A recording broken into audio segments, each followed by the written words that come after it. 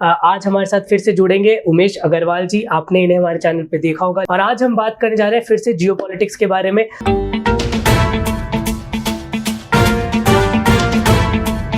नमस्कार, the relatable show में आपका स्वागत है। जी हाँ, आप ही का स्वागत है। और आज हम बात करने जा रहे हैं फिर से जियोपॉलिटिक्स के बारे में।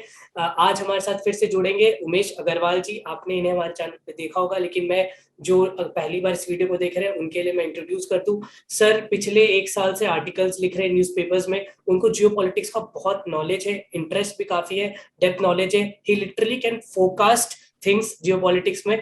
तो इन्होंने जो फोरकास्ट किया भी है चीजों को, बहुत हद तक वो सच भी हुई है। तो चलिए उनसे बात करते हैं आज नए टॉपिक पे, जो कि होगा यूरोपियन यूनियन के बारे में, मोस्टली रिलेटेड टू ब्रिटेन। तो चलिए इस टॉपिक को शुरू करते हैं।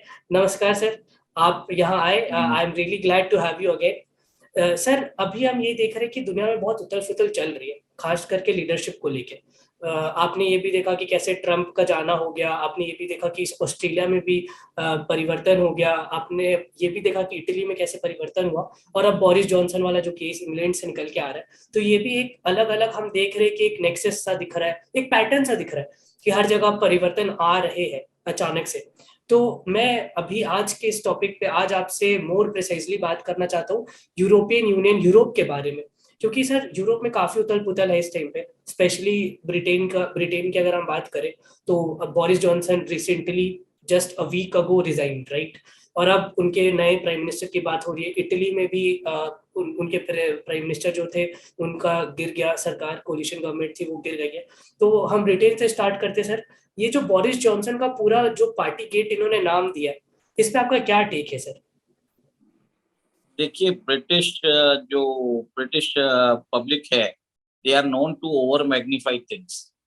Boris Johnson being the prime minister of United Kingdom had just partied for some time, maybe 2 days or 2 days or 3 days. Britain में generally you see that the weather is cold, and and he had partied along with his cabinet and friends during the COVID time. Protocol के हिसाब से करना जरूरी नहीं था, but इतनी भी बड़ी बात नहीं है कि he should be force to resign.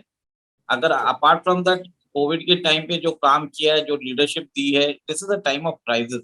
इस बीच में we should not change leadership. एक मजदार में आप आके अगर किसी को छोड़ देते हो और उसके बाद कोई आना चाहे, I don't think so it is a good choice. It is a very bad choice for British politics, British interest as well, for making Boris Johnson resign mid way. But sir अभी आप अगर हम इस पे और deep में बात करेंगे तो मेरा क्वेश्चन यही उठ के आएगा कि अब कोविड के टाइम्स है ना। कोविड के टाइम पे आप चाह रहे हो कि पूरी जनता आपकी बात सुने और एक लॉक होके रह जाए, लेकिन आप खुद ही पार्टी करने बैठ रहे हो। आप नंबर वन नेता हो, वहां के प्राइम मिनिस्टर हो, तो आपको एक एग्जाम्पल सेट करना चाहिए। हाँ, हालांकि मैं भी इसको थोड़ा हार्श मानता हूँ कि प्राइम मिनिस्टर को रिजाइन करवा देना इस पूरे टॉपिक पे शायद थोड़ा मैग्नीफाइंग हो जाता है, कंसिडरिंग कि जो अभी इकोनॉमिक डिप है, डिप्रेशन है, प्लस कोविड टाइम्स पूरी तरह से खत्म नहीं हुआ। But still don't you think sir कि ये जो कोरोना में इन्होंने किया, वो भी एक बार नहीं 2 बार ही किया, पार्टी किया, कोरोना के रूल्स फॉलो नहीं किए। आपको नहीं लगता ये थोड़ा गलत किया उन्होंने? देखिए, पर्सनली मॉरली गलत तो है, बट ऐसा नहीं है कि गुनाह किया है. छोटी सी गलती है, ओवरलुक किया जा सकता है. मेरा इतना ही मानना है बस. चलिए मैं आपका टेक पॉइंट आउट करता हूँ, और मैं चाहता हूँ कि दर्शक पे फिर हम छोड़ दें कि वो किस तरह से इसको लेते हैं। अच्छा, अब बोरिस जॉनसन का खेल तो खत्म हो गया। अब क्योंकि मैंने इंट्रो में भी बोला कि आप फोरकास्ट करने के लिए जाने जाते हो, तो उस पर बात करते हैं। मेन गेम वही शुरू होता है। Boris is past now. Now let's talk about the future of Britain and specially Britain India relationship, right. तो क्योंकि इंडिया को मैं इसलिए बीच में ला रहा हूँ क्योंकि आपको भी पता है कि वहां पे एक कैंडिडेट का नाम चल रहा है जिनका नाम है Rishi Sunak. He is son in law of mister Narayana Murthy, the founder of Infosys. तो इसके पूरे एंगल को, एक इंडियन अगर आता है पावर में, वो प्राइम मिनिस्टर बन जाता है, तो इसको आप किस तरह से देखते हैं इंडिया ब्रिटेन के रिलेशनशिप में से? देखिए, the Indians who Rishi Sunak is a second और third generation British citizen. Does he consider himself to be an Indian first? Let us know about it. Is he proud of his Indian antecedents? That remains to be seen. First of all, जो Indians higher position पे रहते हैं abroad, I उनके उस position पे पहुंचने पे I don't go for गागा कि बहुत बड़ा काम हो. बिकॉज मैंने देख लिया कि अमेरिका में Kamala Harris, जब she became the presidential candidate, she portrayed herself as a Tamil Brahmin from Chennai, Tamil Nadu, वो सब roots लिया था. But as she came into power, she became an Afro-American citizen. So similarly, let's not go too much into all these things. क्या ऋषि सुनक आने से India को क्या फायदा है, वो बताइए. क्या हमारा कोहिनूर आ सकता है उनके आने से, या हमारे ब्रिटिश म्यूजियम्स में इतने आर्टिफैक्ट्स पड़े हुए हैं, वो देगा. ब्रिटेन हैज लूटेड $45 ट्रिलियन, उसका कोई रिपेट्रिएशन करेंगे? नहीं होने वाला है, सेरेमोनियल गेस्चर है. I think let's not get into too deep into all this things. हाँ ठीक है, आने से फर्क पड़ेगा, but he will be much more British than the British themselves. It is easy to deal with Goras rather than Indians in the adopted country. This is my take. वाह, that's a very bold take, और इसको खुल के बोलना, क्योंकि अगर आप कहीं ना कहीं आप यही बोल रहे कि अगर एक इंडियन आएगा तो वो इतना अच्छा नहीं है शायद इंडियंस के लिए, तो ये अपने आप में एक बड़ा टेक लग रहा है. लेकिन सर, अब जहां तक बात आती है कि इंडियन लीनियज है और नारायण मूर्ति जी से वो रिलेटेड है, तो कहीं ना कहीं लोगों को होप रहता है, और स्पेशली मीडिया. अगर आपकी जहां तक बात सही है, कमला हैरिस को लेके, इनफैक्ट केरला से वो आती है और उसके बाद अफ्रो अमेरिकन वाला भी वो ले लेती है रूप, इंडियन नहीं अपने आप को बताना चाहती, तो ये लोग जो इंडियन से भागते हैं और अब बनने के बाद शायद इंडिया को भूल भी जाते हैं, ये मैं इसको समझ रहा हूँ. लेकिन सर, फिर मीडिया इतना पागल क्यों हो जाता है? Do you still feel that somewhere we are mentally still colonised, enslaved by such thoughts कि अरे यार वो देखो वहाँ यूएस में कुछ हमारे लोग पहुंच गए, यूके में हमारे लोग पहुंच गए. तो क्या आपको लगता है कि ऐसा कुछ है जिसकी वजह से हम इतना पागल हो जाते हैं? मीडिया के पर्सपेक्टिव में आप क्या बोलना चाहेंगे sir? This is a colonial mindset. हमें उस मेंटालिटी से बाहर आना चाहिए. There are many good people in India itself. Let's focus on Indian industrialists, जैसे वेदांता के अनिल अग्रवाल है, जिन्होंने 75% ऑफ द वेल्थ डोनेट किया है. कितने लोगों को मालूम है ये बात? तो छोड़ दीजिए, let's talk about all this things. मैं टाइम वेस्ट नहीं करना चाहता ऋषि सुनक के ऊपर. चलिए सर, अगर आपका ये टेक है तो उस पर बाकी नहीं जाएंगे, and I totally agree, I can understand your feelings. तो ब्रिटेन में जो उथल पुथल हो रही है, थोड़ा बहुत हमने समझा. अच्छा सर, अब ईयू पे आते हैं ना, बड़ा गेम समझने की कोशिश करते हैं, क्योंकि ब्रिटेन में तो हमने देख लिया कि अरे चलो बोरिस जॉनसन को हटाया, उतना सही नहीं था, और सुनाक का आना भी शायद इंडिया के लिए बहुत अच्छा ना हो. अब आते हैं हम पर्सपेक्टिव ईयू का पूरा लेते हैं. ब्रेक्जिट हुआ. मैं यहाँ पे एक चीज बोलता हूँ. सुनाक के आने से इंडिया, जैसे अगर बोरिस जॉनसन रहते तो भी वैसा ही होता, सुनाक के आने से भी वैसा ही रहेगा. कोई चेंज नहीं होगा. आज भी ब्रिटेन में अगर देखा जाए तो टर्की के थ्रू इस्लामिक सिटीजन्स, मतलब पाकिस्तानी सिटीजन्स टर्की के थ्रू यूके पहुंच जाते हैं, जबकि इंडियन सिटीजन्स वहां पे जाके पूरा प्रोसेस फॉलो करते हैं, वो टैक्स भरते हैं. then they are actually a very good citizens for that country, adapted country. तो मैं यही बताना चाहता हूँ, कुछ चेंज होने वाला नहीं है. एक भी पाकिस्तानी को आज तक डिपोर्ट नहीं किया है. प्रीति पटेल होने से भी कुछ फर्क नहीं पड़ा है. सो और इनके अलावा अगर आप ब्रिटेन में असलम लेते हैं तो आपको रवांडा भेज दिया जाएगा.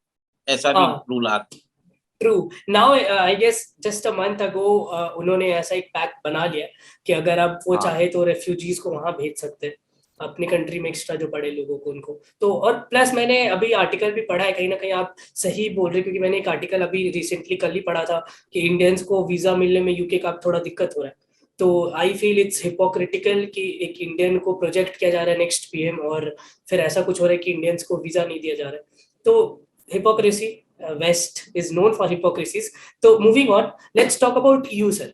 ब्रेक्जिट हुआ, ठीक है, ब्रेक्जिट हो गया, बहुत लंबा कहानी हो गया, उस पर बहुत लंबा इन्होंने चला दिया कि अरे Britain is out, Britain is the biggest player, was the biggest player, now it's France. अगर हम यूरोप को देखें और इसको इंडिया के कंटेक्स्ट में रिलेट करके बात करना चाहे, क्योंकि यूरोप सर एक बहुत बड़ा पावर हुआ करता था. वेस्ट की जब हम बात करते हैं तो यूरोप और देखा जाए तो यूरोप और यूएसए को लेके ही बात करते हैं. अब आज के डेट में जो जर्मनी का टेक है, जो फ्रांस का टेक है, जो इटली में जो हो रहा है, जो ब्रिटेन में जो हो रहा है, आपको क्या लगता है सर कि यू का कहीं ना कहीं एक तरह से डिक्लाइन शुरू हो गया? Do you see it that way? Because euro भी बहुत हद तक डिक्लाइन ही किया जा रहा है, अगर आप देखोगे तो यूरो भी डिक्लाइन कर रहा है. तो how do you see it sir?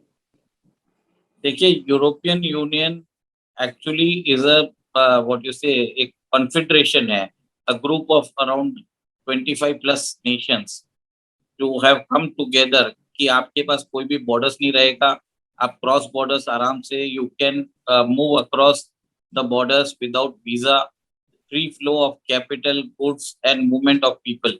ये एक लिबरलाइज इकोनॉमी के थ्रू 1990s में चालू हुआ है ये union. But G age and when, जैसे आज की स्थिति ऐसी हो गई है आफ्टर February 24, जब से रूसो यूक्रेन वॉर चालू हुआ है, Europe is carrying the war agenda of America, American global capitalist का वॉर है ये, एंड यूरोपियन यूनियन इसके अंदर फंस गया है। अब they are sending arms, they are sending aid to Ukraine to fight a war against Russia. अब रशिया के जो प्रेसिडेंट है Vladimir Putin, he was earlier with he was working as a spy agent with the KGB. He can understand geopolitics very well and he thinks yeah. 2 steps ahead. और आज की date में Russia is gaining from the war and EU due to this supply chain logistics problem, वहां पे problem चालू हो चुका है। EU is dependent on Russian gas and Russian oil, and also Russia and Ukraine is known as the breadbasket of the world. Wheat है, soybean है, all the major produce जो food है that comes from these two nations. आज इस war के कारण जो Russia Ukraine का कोस्टल लाइन है that is under Russian control, और यूक्रेन के अंदर आज भी around 22 million tons of wheat जमा हो चुका है and that is to be exported. अगर ये 3 या 4 महीने में एक्सपोर्ट नहीं हुआ है तो नेक्स्ट प्रोड्यूस को रखने के लिए भी उनके पास जगह नहीं है, ऐसी हालत हो चुकी है। तो एक आर्टिफिशियल फूड शॉर्टेज चालू हो चुका है, गैस सप्लाई प्रॉब्लम हो रहा है, कोल का प्रॉब्लम हो रहा है और पेट्रोल का प्रॉब्लम हो रहा है। Everywhere Europe is facing inflation. Inflation के कारण दैट इज द रीजन जो डिस्कंटेंट होता है पब्लिक में, दैट वाज द रीजन जो मैग्नीफाई होता है कि बोजो को जाना पड़ा, बोरिस जॉनसन को, और कल इटालियन प्राइम मिनिस्टर मारियो ड्रागी को भी जाना पड़ा जब उनके कोलिशन पार्टनर ने उनसे सपोर्ट खींच लिया। नेक्स्ट ईयर इटली में इलेक्शंस है and no party wants to have that, nobody wants to have that negative image, और inflation is biting Europeans very very badly. Germany में इन्फ्लेशन रेट्स बढ़ गया है। जर्मनी का फर्स्ट टाइम इन 20 इयर्स उनका जो ट्रेड सरप्लस है negative में जा चुका है। फ्रांस में प्रॉब्लम चल रहा है, फ्रांस में इन्फ्लेशन बढ़ रहा है। जो प्रेसिडेंट मैक्रोन 3 या 4 महीने पहले he won a thumping majority, अभी जो इलेक्शन हुआ पार्लियामेंट्री इलेक्शन में he could not get a majority on his own। तो ये बात करता है कि पब्लिक का डिस्कंटेंट बढ़ता जा रहा है for carrying out an American agenda of war. Netherland में प्रॉब्लम चल रहा है, नेदरलैंड में farmers are coming out and protesting. All this points out there is a discontent happening in European Union against their own leaders।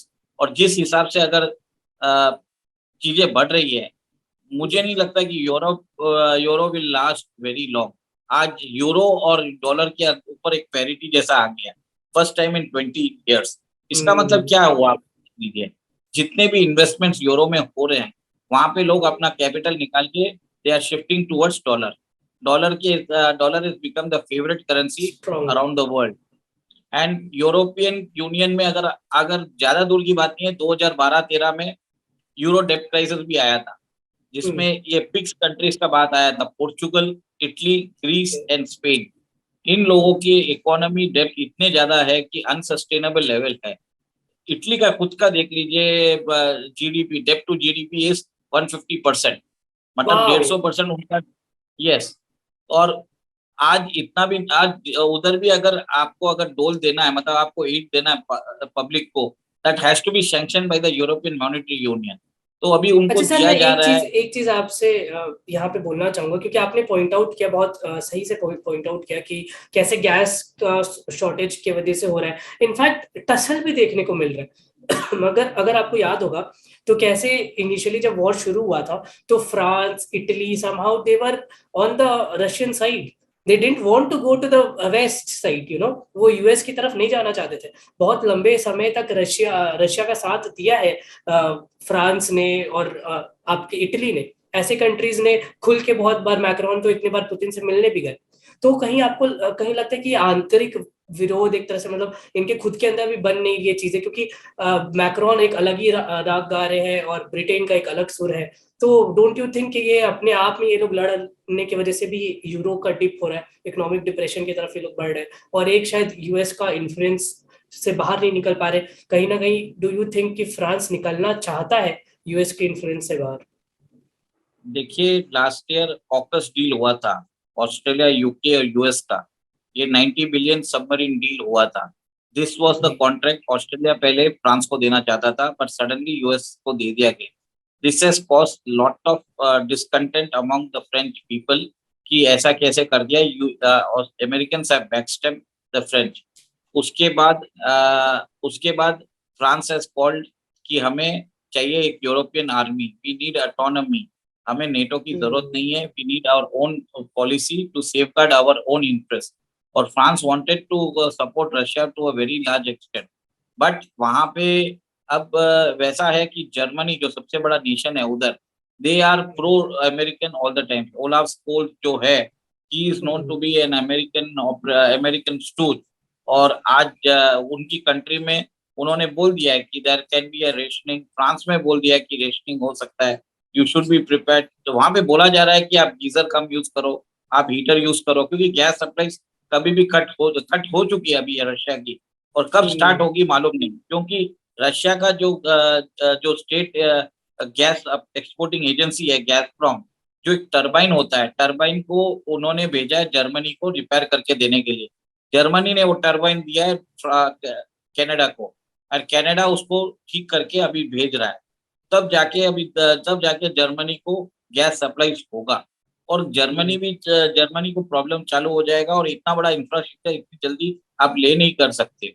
तो exactly. German economy, European economy is dependent on Russia for its survival.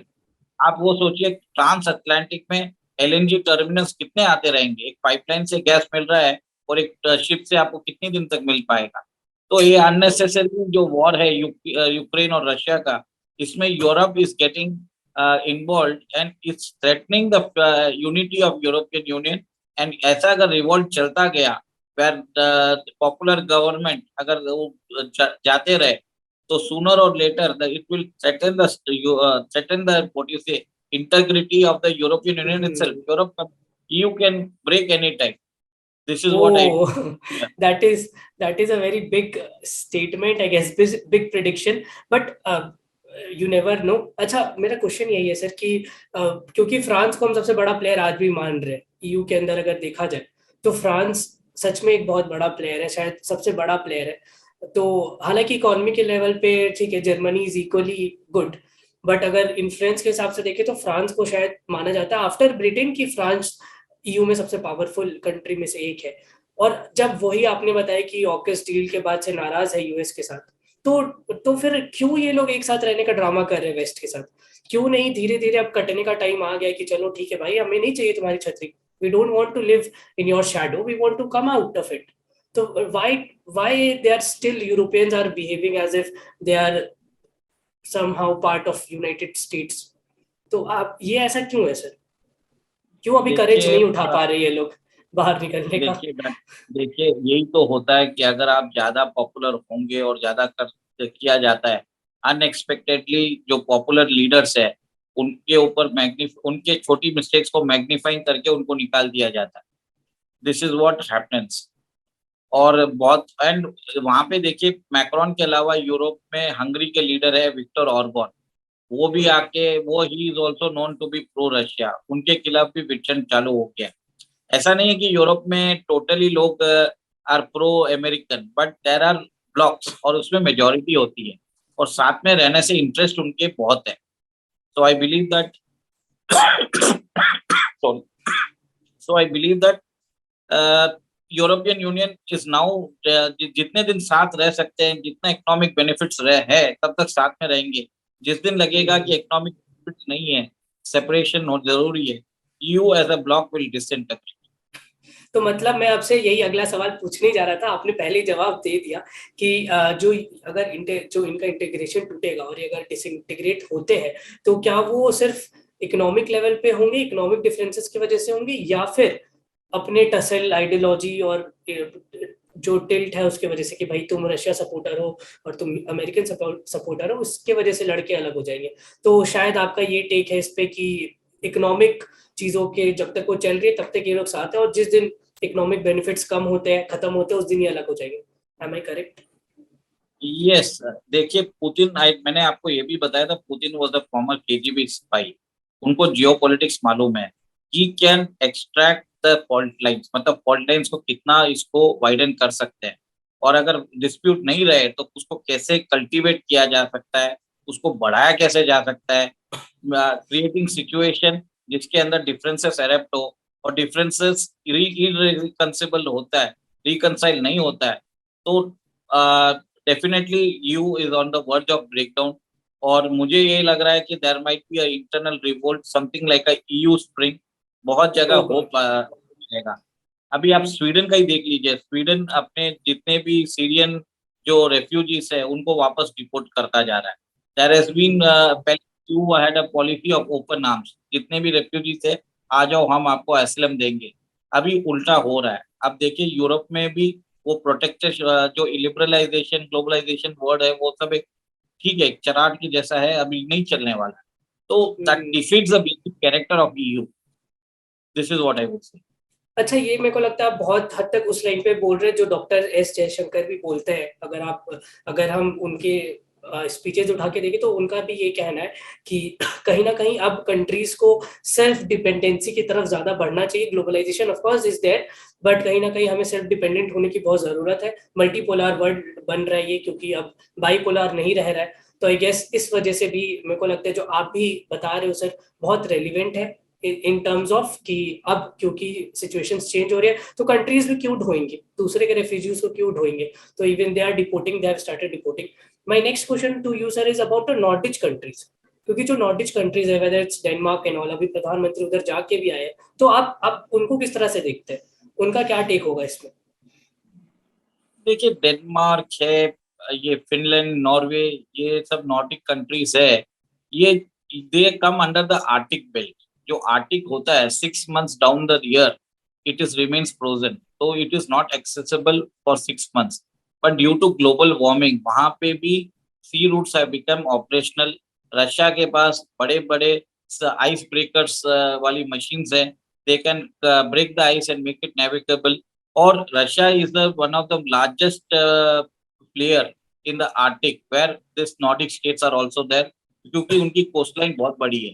आज जो Europe की लड़ाई है it is basically for the for Arctic. Arctic के अंदर बहुत सारे अनएक्सप्लोर्ड रिसोर्सेस है, क्रूड है, रेयर अर्थ मिनरल्स है। It is it's like a wealth which has been untapped आज। और इसके रूट्स ऑपरेशनल होने से जो यूरोप के अंदर जो time taken by ships has been reduce considerably.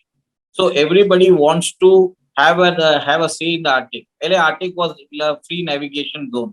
अब हो गया है कि every other country is now claiming itself to be part of that power. वहां पे अभी एक तरह से एक agreement बन चुका है कि everybody apart from there is the free navigational routes है।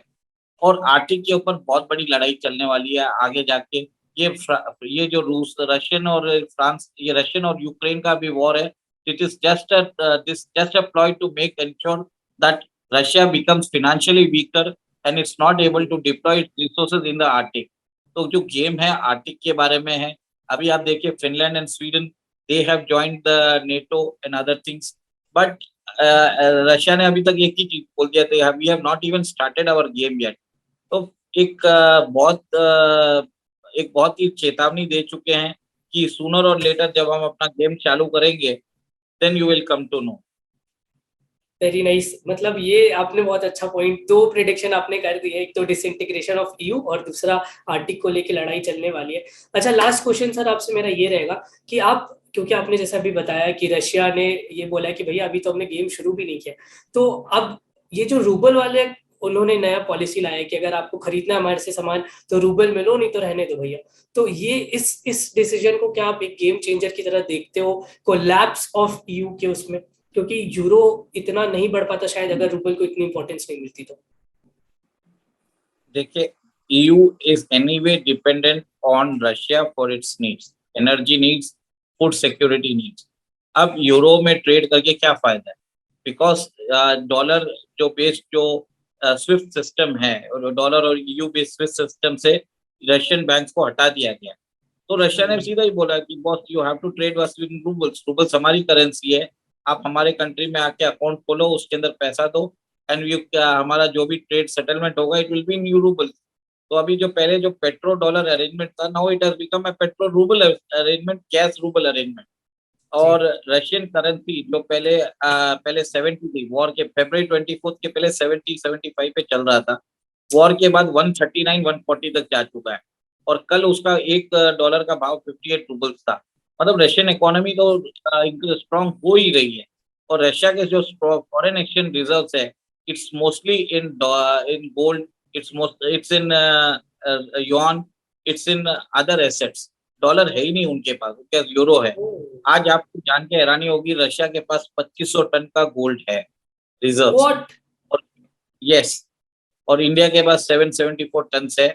और रशियन इकोनॉमी, रशिया का फॉरेन एक्सचेंज रिजर्व फ्रीजिंग के पहले $600 बिलियन था, और उनकी इकोनॉमी है $1.8 ट्रिलियन। तो आप सोच लीजिए कि रशिया इतना, it's not a push over. उनके पास न्यूक्लियर मिसाइल्स है, न्यूक्लियर वॉरहेड्स है, largest in the world, 6500।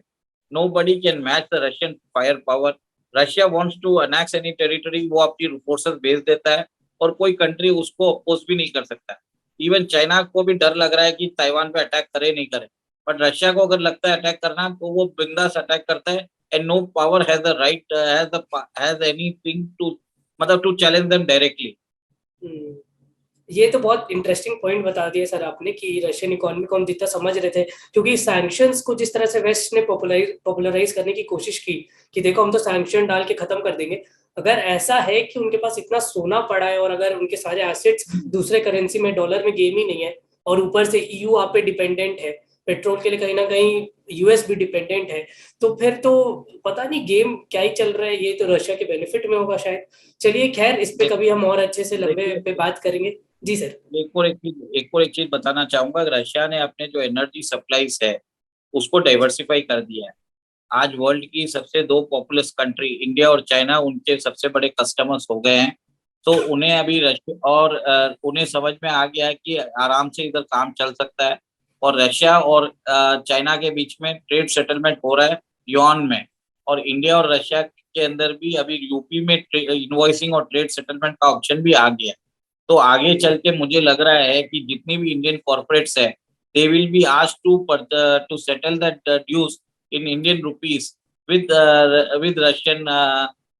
Russian state energy firms, with Russian import, जो भी रशिया से import होगा, export होगा, it will be denominated into rupee based transaction होगा। तो जैसे रूबल स्ट्रांग हो रहा है, रूपी भी शायद हो सकता है।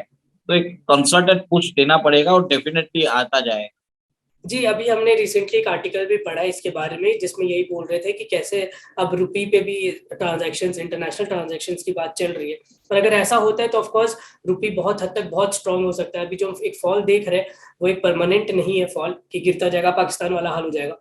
रादर हमारी गवर्नमेंट इस पे सोच रही है और शायद अच्छा काम भी कर रही है। चलिए इसके साथ इसको यही कंक्लूड करते हैं। अगर आपको हमारा कंटेंट पसंद आता है तो प्लीज इस वीडियो को लाइक करें, सब्सक्राइब करें हमारे चैनल को, और वीडियो को शेयर करें, ज्यादा से ज्यादा लोगों को दिखाएं, ताकि हमारे ऑडियंस बढ़े, हमारी रीच बढ़े, हम ज्यादातर लोगों तक पहुंच पाए। और आपसे तो मिलते ही रहेंगे, बाकी बातें बाद में करेंगे। जी चलिए फिर इसको कंक्लूड करते हैं। जय हिंद।